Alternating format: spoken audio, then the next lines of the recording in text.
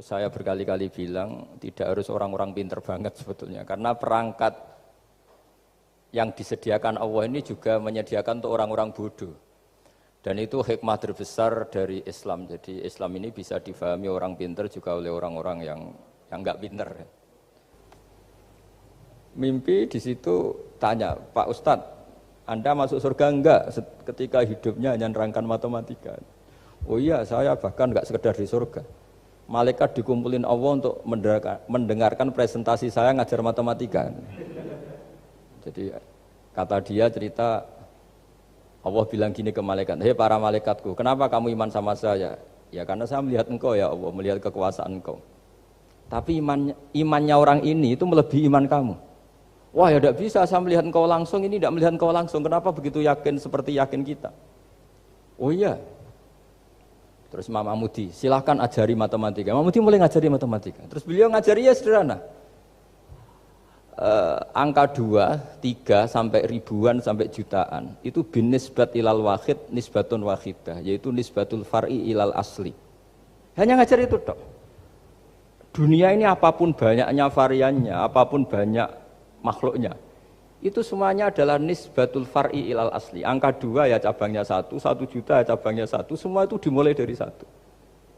Jadi di mana-mana hitungan itu dimulai dari 1.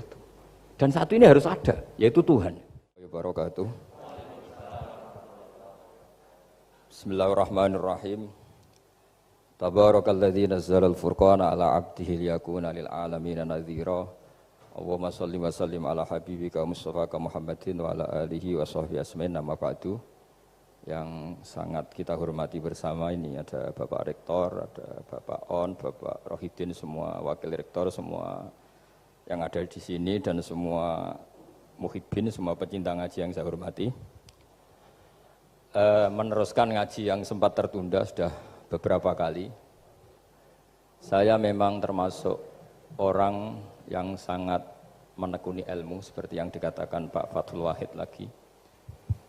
Dikatakan lagi berkali-kali bahwa memang penelitian itu saya berkali-kali bilang tidak harus orang-orang pinter banget sebetulnya, karena perangkat yang disediakan Allah ini juga menyediakan untuk orang-orang bodoh.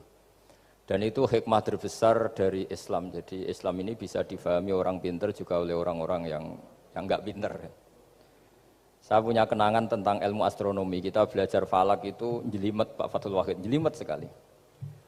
Ketika ada perdebatan misalnya awal Ramadan itu Ahad sama Senin. Saya lagi misalnya Ahad, Minggu sama Senin. Karena kita ini di pesantren kalau bilang Minggu itu kadang dilarang, harus bilang Ahad. Apalagi kiainya Pak Fathul Wahid di Kudus, Kiai Torehan itu fanatik, itu enggak boleh orang bilang Minggu, harus bilang Ahad.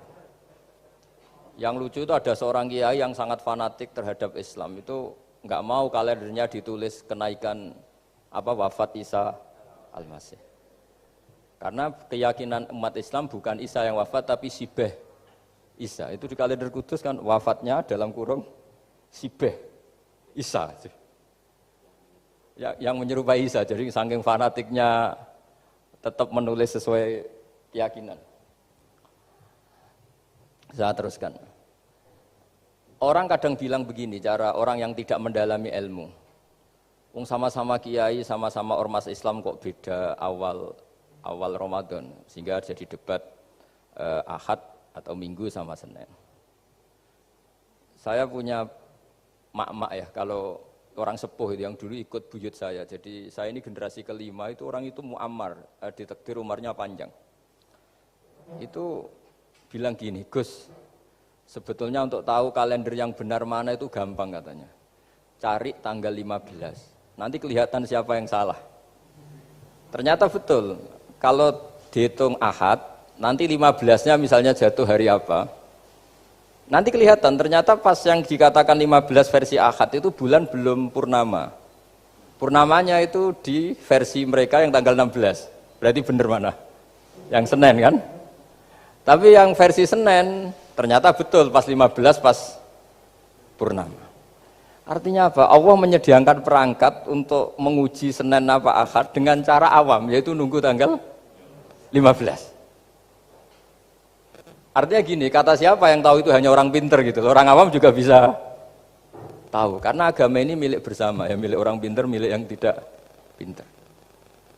Sehingga dalam pola-pola Islam, di antara madhab Syadzili, madhab Thariqah Naqsyabandiyah, itu beliau di antara kampanyenya gini, kata Thariqah Naqsyabandiyah. Thariqah kami ini, yastawi fistifadatiha ar-rijalu wasibyan. Popularitas Thariqah saya mudahnya difahami ini antara orang pinter yang sudah dewasa sama anak-anak kecil ini sama.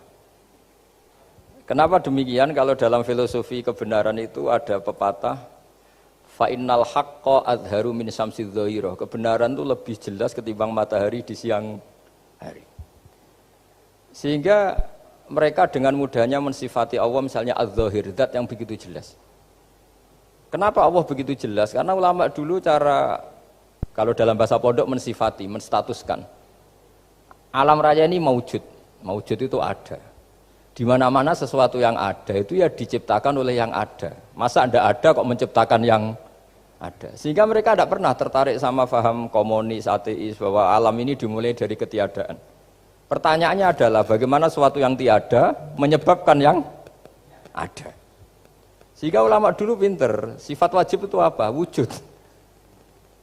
Karena alam raya ini kadung wujud, kadung maujudat, maka Allah harus wujud. Berhubung wujudnya Allah itu wujud penyebab, harus qadim atau harus awal. Masa penyebab datangnya terlambat dulu yang jadi efek dari penyebab itu. Sehingga mereka dengan gampangnya mensifati Allah adz-dzahir, zat yang begitu jelas. Sehingga Imam Sibawayh ahli nahwu itu juga mengenali Allah lewat teori nahwu. Beliau bilang Allah itu siapa? Allahu a'raful ma'arif, zat yang paling mudah dikenali. Nah sehingga tadi seperti yang dikatakan Pak Rektor, sebetulnya perangkat ilmu seperti tadi menemukan bulan itu diantaranya ditemukan kalau bulan tuh nggak rata itu ya lewat teori gambar, karena sekian jarak punya akibat sekian, punya misalnya kita melihat gunung kelihatannya indah, padahal di situ ya ada lubangnya, ada pohon yang tertebang, ada pemandangan yang enggak indah, tapi gara-gara dilihat dari jauh semuanya indah. Maka disarankan orang yang baru enggak suka istrinya terus melihat dari jauh, tinggal minggat lah kira-kira. Kalau ditinggal minggat 2 bulan itu mesti cinta lagi itu. Kan fungsinya baru kelihatan itu. Tapi kalau dekat terus tuh mesti sama neknya lah kira-kira gitu, sama mangkelnya itu. Sehingga itu ya dipakai teori juga dalam silaturahim. Di agama terkenal ada pepatah zuruhibban tasdad hubban. Jadi ya jangan sering ketemu, nanti kamu gampang cinta. Kalau sering ketemu ya gampang bosen lah kira-kira seperti itu. Nah, kemudian teori-teori awam ini dikembangkan. Yang awam, jadi dulu orang menemukan matahari itu besarnya kayak apa, rembulan besarnya seberapa, itu dilihat setiap kita melihat mobil itu jarak 1 kilo masih kelihatan sekian meter, nanti kalau 2 kilo berkurang sekian senti, kalau 3 kilo berkurang sekian senti, terus dikalikan ya kira-kira seperti itu. Kalau rembulan masih kelihatan segede itu berarti kali sekian pengurangan tadi, terus ditemukan. Makanya kita Pak Fathul Wahid yang di pesantren yang memang serius ngaji, itu di situ ada ilmu falak, itu ditemukan sebelum ada teknologi. Jadi kita tahu gerhana itu lamanya berapa, terus yang kena gerhana sisi mana, terus itu dihitung. Karena dari dulu sains, ilmu itu di atas teknologi. Jadi kalau keyakinan kita di pesantren, teknologi itu hanya menyumbang nggak sampai 30%. Jadi orang bisa menemukan pesawat misalnya itu karena melempar batu, kalau masih ada tekanan batu itu tidak akan jatuh. Padahal batu itu tidak ada mesinnya, asal ada tekanan dia tidak jatuh. Terus dihitung kecepatan berapa yang menjamin sesuai itu tidak jatuh. Hanya ditemukan pesawat, meskipun mau landing harus tetap banter, karena kalau tidak banter jatuh. Itu dihitung, artinya dari sains dulu baru ditemukan teknologinya untuk gimana supaya tetap kecepatan sekian itu ketika mau landing. Nggak boleh pesawat direm, kalau direm ya jatuh, karena tadi seperti batu dilempar dia nggak jatuh ya kalau masih ada tekanan. Sehingga instrumen itu ditemukan juga di bab tauhid. Saya punya kitab namanya Hasyiatut Turmusi, dikarang ulama top Indonesia, namanya Syekh Mahfud At-Turmusi.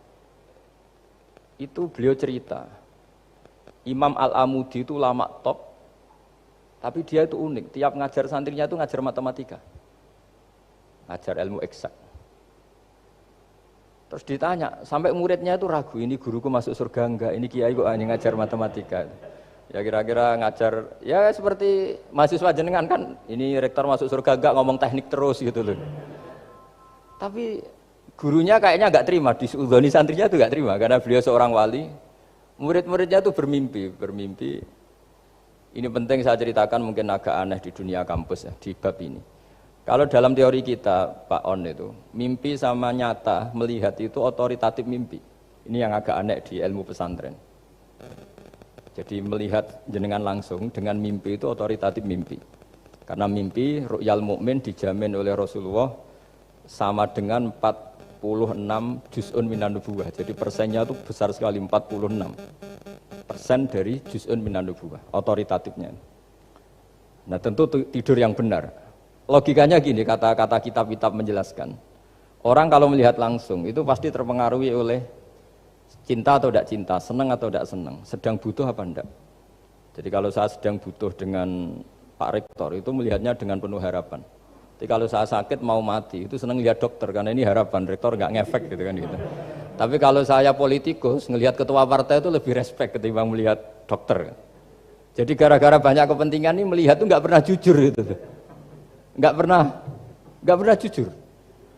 Jadi kebodohan manusia justru karena melihat itu kalau dalam teori kitab. Makanya kalau dalam teori pesantren itu kebalik, anna sunyamun wa idza matu intabahu. Manusia itu hakikatnya tidur, baru setelah mati bangun. Misalnya kita di dunia nganggap uang itu penting, harta itu penting, jabatan penting. Setelah kita mati ternyata yang paling penting itu hanya sujud. Karena kamu itu kenangan ketemu Allah terbaik itu sujud. Yang kita anggap penting di dunia semuanya tidak penting. Yang kita anggap sepele kayak sholat ternyata itu super penting. Tapi sadar itu nunggu nanti di akhirat. Ya saya ini termasuk syukur yang sadar sebelum sampai akhirat. Jadi termasuk orang yang beruntung lah gitu. Nah kenapa mimpi itu begitu penting? Karena tadi ketika orang tidur itu off semua. Sistem sarafnya, sistem apanya. Yang ada hanya pengendalian Tuhan. Karena dia tidak bisa mengendalikan dirinya sendiri. Apalagi kalau tidurnya benar ya tentu pakai wudhu, terus pakai doa-doa, terus menghadap kayak mayit itulah standar mayit itu menghadap ke kiblat kayak posisi mayit itu. Sehingga dia ada intervensi pada dirinya sendiri, ya tidak punya keinginan dari dirinya sendiri. Kamu kan nggak bisa ingin wah tidur ingin ketemu wanita cantik kan tidak bisa nentukan gitu. Akhirnya ya benar-benar hanya milik Allah. Apalagi kalau kita bacanya benar, terus pikirannya benar. Makanya uniknya dalam Islam adalah doa mau tidur dengan wiridan setelah sholat itu ajarannya Nabi banyak mau tidur. Wiridan subhanallah 33, alhamdulillah 33, akbar 33 dan disempurnakan seterusnya itu ijazah Nabi kepada Sayyidah Fatimah itu untuk mau apa? Tidur. Bismika wada'tu jambi wa bismika arfa'u sampai doanya panjang. Allahumma aljatu zuhri ilaika panjang sekali doa mau tidur. Saya yakin jenengan ndak hafal dan ndak. Paling ya bismika wada'tu jambi apa? Bismika Allahumma ahyawamu. Itu sebagian ustadz bilang itu doa ngaji katanya. Oh, itu. Ada seorang ustadz saking mangkelnya, ibu sudah baca doa ngaji? Belum, tak diwarai. Bismika Allahumma ahya bismika wa'amu. Wah itu kan doa mau tidur Pak Ustadz. Iya biasanya kalau ngaji tidur. Jadi doa itu kalau itu doa mau. Akhirnya mimpi itu penting, karena di situ manusia nggak punya nafsu, nggak punya keinginan, sehingga yang ada itu kata Nabi itu ada sittatun wa arba'una juz'an minan nubuwah. Sehingga dulu itu mimpi itu jadi sarana betul. Kita tahu kan cerita orang-orang dulu, Fir'aun itu kurang jahatnya, kurang kelirunya. Dia mimpi ada api dari Bani Israel yang membakar kerajaannya. Dan semua pentakwilnya sepakat, itu maksudnya Anda akan dihabisin kerajaan Anda oleh bayi dari Bani Israel. Begitu juga raja zaman Nabi Yusuf, itu mimpi kalau ngalami ada 7 sapi yang gendut, dimakan oleh 7 sapi yang kurus. Jadi mimpi itu sarana, bahkan dari orang kafir. Karena ya tadi, yang preman ya enggak ada premannya, yang soleh ya enggak ada solehnya, semua dikendalikan oleh Allah Ta'ala pas tidur. Sehingga tidur ini menurut agama lebih otoritatif, asal dengan tidur yang benar. Jangan tidur sambil ngerokok, terus terbangun karena ininya kena itu. Nah, cerita-cerita unik begini, kalau orang pesantren itu tidak tahu. Karena ini memang khas-khas pembalikan satu fakta yang diyakini orang banyak. Sehingga ulama dulu itu cerita, ini saya teruskan. Imam Amudi itu akhirnya murid-muridnya mimpi. Mimpi di situ tanya, Pak Ustadz, Anda masuk surga enggak ketika hidupnya hanya nerangkan matematika? Oh iya, saya bahkan enggak sekedar di surga. Malaikat dikumpulin Allah untuk mendengarkan presentasi saya ngajar matematika. Jadi kata dia cerita, Allah bilang gini ke malaikat, hei para malaikatku, kenapa kamu iman sama saya? Ya karena saya melihat engkau ya Allah, melihat kekuasaan engkau. Tapi imannya orang ini itu melebihi iman kamu. Wah ya tidak bisa, saya melihat engkau langsung, ini tidak melihat engkau langsung. Kenapa begitu yakin seperti yakin kita? Oh iya. Terus Imam Amudi, silahkan ajari matematika. Imam Amudi mulai ngajari matematika. Terus beliau ngajari ya sederhana. Angka 2, 3 sampai ribuan sampai jutaan itu bin nisbat ilal wahid nisbatun wahidah, yaitu nisbatul far'i ilal asli. Hanya ngajar itu tok. Dunia ini apapun banyaknya variannya, apapun banyak makhluknya, itu semuanya adalah nisbatul far'i ilal asli. Angka 2 ya cabangnya 1, 1 juta ya cabangnya 1, semua itu dimulai dari 1. Jadi di mana-mana hitungan itu dimulai dari 1. Dan 1 ini harus ada, yaitu Tuhan. Matematika akhirnya malaikat, keren juga maksudnya. Keren juga maksudnya. Akhirnya Allah bilang, dan itu didawuhkan juga oleh Rasulullah SAW, tuba liman amana bi walam yaroni. Yang hebat itu imannya orang yang enggak melihat saya. Makanya masyhur itu malaikat ditanya Allah, siapa imannya yang paling kuat? Ya kita, karena melihat engkau langsung ya Allah. Para nabi. Terus tapi yang dari sekian pertanyaan itu jawab sama, yang paling ajaib adalah umat-umat Muhammad di akhir zaman, enggak menangi nabinya, juga enggak pernah lihat surga neraka, tapi iman sama saya. Dan mereka punya cara untuk imannya itu berkualitas sama dengan kamu para malaikat. Ya diantaranya dengan cara logika tadi yang saya utarakan tadi. Am khuliqu min ghairi syai'in am humul khaliqun. Kalau alam raya ini wujud, maka penyebabnya harus sesuatu yang wujud. Masa sesuatu yang enggak wujud menyebabkan yang wujud. Kalau angka 10 ada, 1 juta ada, pasti dimulai angka 1. Makanya nisbatus naini wal arba'ah ila ma la nihayatalaha, itu semuanya nisbatul far'i ilal asli. Semua angka berapapun jumlahnya itu binisbat ilal wahid adalah nisbatul far'i ilal asli.